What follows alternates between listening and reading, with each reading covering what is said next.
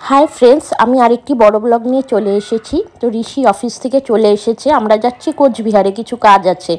तो कोचबिहारे जाওয়ার आगे तेलो भरे निब, तारपरे जाबो होच्छे आमरा एकटु पुंडिबाड़ी, ओखाने बड़ मामार बाड़ीते जाबो, किछु देওয়ার आछे ओनादेरके पार्सोनाल किछु काजेर जोन्नो।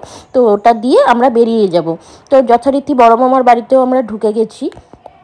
ঢুকে হচ্ছে দেখলাম মামা মামি চা বানিয়েছে খাচ্ছে। তো মামি আমাদেরকেও বললো মুড়ি মাখাটা খুব টেস্ট হয়েছিল, খেলাম।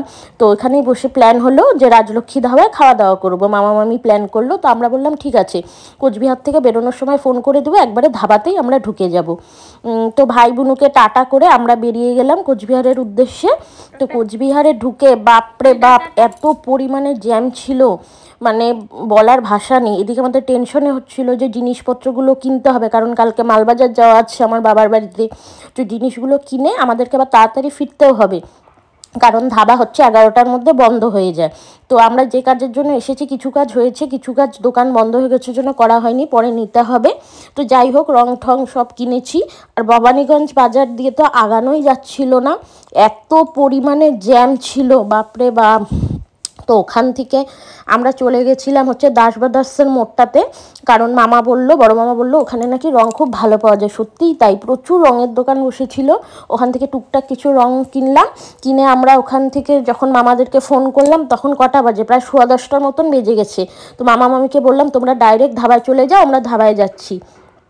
কারণ হচ্ছে ওখানে বন্ধ হয়ে যায় 11টার সময়, খাবার দাবারও তো অর্ডার দিতে হবে। তারপরে মামারা ফোন করলো, আমরাও ওখান থেকে বেরিয়ে গেলাম। ঋষি 20 থেকে 22 মিনিটের মধ্যে কোচবিহার থেকে পুন্ডিবাড়ি গাড়ি চালিয়ে পৌঁছে দিয়েছে। তারপরে মামারাও বলছিল তাড়াতাড়ি আসার জন্য, কারণ বন্ধ হয়ে যাবে। তো আমরা হচ্ছে পৌঁছালাম, তখন বাজে কটা, 10:30, 10:40 এরকমই বাজে হয়তো। আর প্রচণ্ড পরিমাণে ঠান্ডা পড়েছিল, ঠান্ডার মধ্যে একদম শরীর প্রচণ্ড কাঁপছিল। আমি সোয়েটারও নিয়ে যাইনি, কারণ আমাদের এখানে ফালাকাটায় গরম পড়ে গেছে। তো আমি ভাবতে পারিনি যে এতটা পরিমাণ ঠান্ডা পড়বে কোচবিহারের ওই ফাঁকা রাস্তায়। তো যাই হোক, ঋষি তাও সোয়েট শার্ট পরেছিল দেখে রক্ষা, কারণ গাড়ি তো ওই চালাচ্ছিল। তো যথারীতি আমরা ধাবায় পৌঁছে গেছি, মামা মামি আগে থেকে ওখানে পৌঁছে গেছে।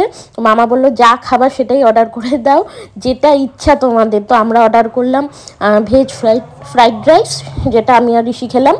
তো বড় মামি হচ্ছে সামান্য একটু টেস্ট করেছে, আর বাটার রুটি নিয়েছিল বড় মামি। আর ননভেজ যেহেতু খায় না সেজন্য ডিম ছাড়া তরকা আর চিকেন কষা আমাদের, আর হচ্ছে বাটার নান, এগুলো সব খেয়ে দিয়ে তখন বাজে হচ্ছে রাত্রি 11:30টার মতন বাজে।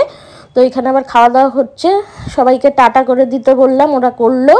আর মামি ওদের খাওয়া দাওয়া শেষ, আমাদেরও খাওয়া দাওয়া শেষ। খাওয়া দাওয়া প্রচণ্ড টেস্টি ছিল। তারপরে খেয়ে দিয়ে পান ঠান খেয়ে আমরা হচ্ছে 11:30 নাগাদ বেরিয়ে গেলাম। তো ওনাদেরকেও টাটা করে দিলাম, ওরাও চলে যাবে, ওদের তো বেশি দূর না পুন্ডিবাড়িতে, আমাদের ফালাকাটায় যেতে হবে। তো আমরা এখন ওই 11:30টার মতো বেজে গেছে, এই ঠান্ডার মধ্যেই বেরিয়ে গেলাম ফালাকাটার উদ্দেশ্যে। তো বাড়ি পৌঁছতে পৌঁছতে প্রায় 12:15টার মতন বেজে গেছে, আর কারণ আসতেই চালানো হচ্ছিল। তোমরা ভালো থেকো, টাটা ফ্রেন্ডস।